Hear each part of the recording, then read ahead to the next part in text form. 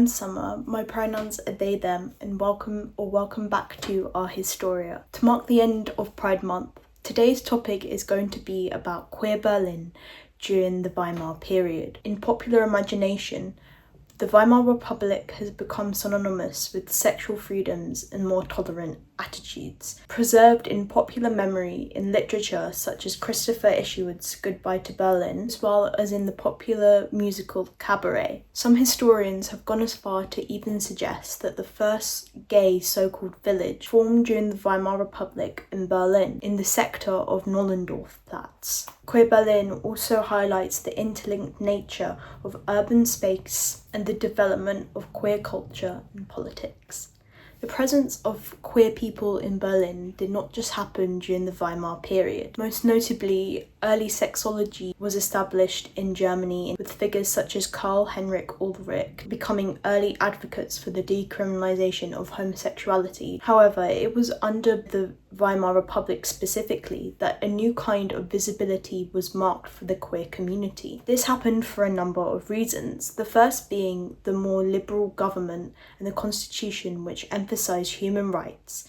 It made the Weimar Republic a space where queer people could in turn be more open about their sexuality and their identities. Berlin's authorities, for example, relaxed their regulation of entertainment venues to reflect this liberal government. However, it must be noted that queer people still during this period did face police harassment and were arrested still on the grounds of their sexuality and gender identities. Berlin during the Weimar Republic was not a utopian safe haven, but it still is interesting to talk about because it marked visibility in a very new way. Second of all, during the Weimar period, Germany underwent a change in population distribution, with large amounts of migration from rural areas to urban areas, driven by economic needs. This in turn created larger communities of queer people concentrated in the same place. Berlin alone during the Weimar period had around 100 queer bars, and by 1920, 40 LGBTQ+ venues emerged specifically around the Nollendorfplatz district alone. There are many examples of queer spaces which I could talk about. Some of the earliest and most notable include the Klein's Casino and the El Dorado. These were some of the most notable queer venues in Berlin, known by locals and non-Berliners alike. The El Dorado especially became known as a safe space for trans people, specifically trans women. On the sign above the entrance, it even read, "Hier it's Richtag, here it is right." The El Dorado was even described by one patron. The bar differed in no way from the nicer harems of the upper class.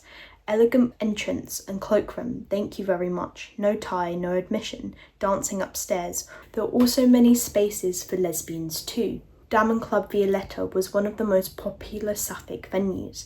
It was headed by Lotta Ham, who was a prominent queer activist. The Violetta hosted many events such as the Calling Cards Ladies Ball and the Dance Roulette.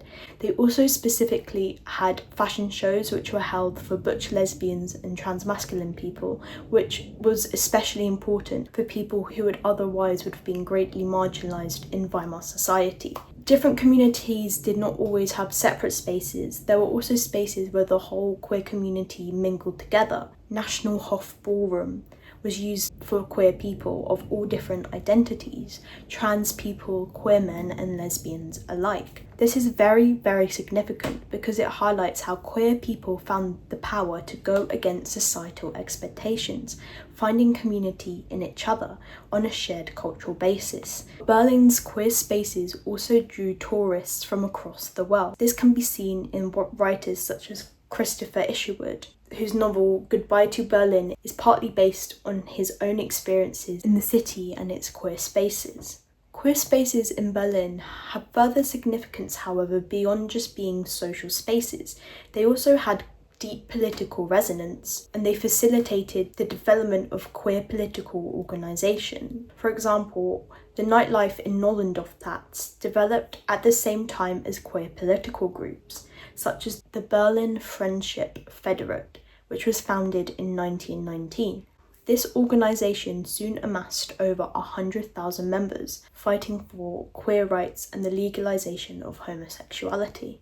At times, there even was a direct combination of politics and nightlife. For instance, the Dorian Gray nightclub was owned by a board member of the League for Human Rights, which was another group. As I mentioned earlier, the Diamond Club Violetta was managed by Lottie Ham, who was a queer activist.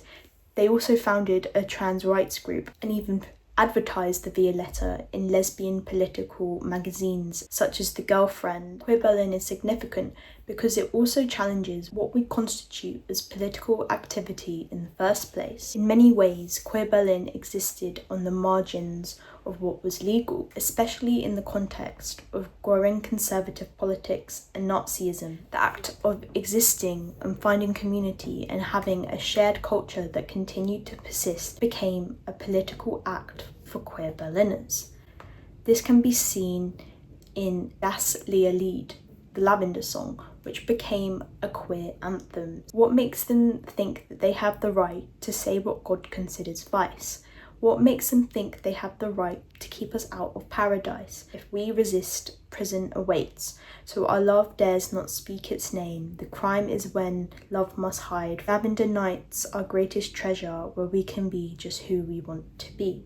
This highlights how for many queer Berliners, the existence of spaces throughout the city, such as Nollendorfplatz, became an important refuge, a space where people could love and live openly. Queer Berlin has important implications for queer history and for the LGBTQ+ community today.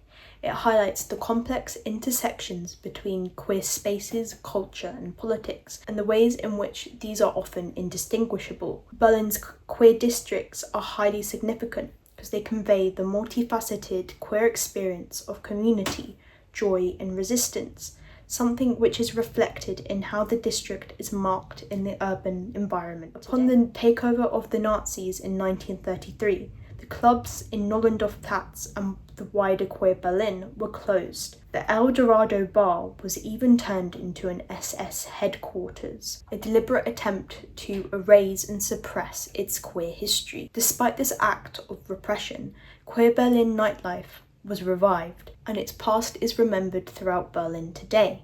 Not only in the current queer nightlife in Berlin, Nollendorf's queer past is commemorated on a U-Bahn station plaque. It highlights that queer spaces and communities resist suppression, which is all the more important now where we are witnessing throughout the world similar attempts to erase and suppress queer people. But we can take queer Berlin as a lesson.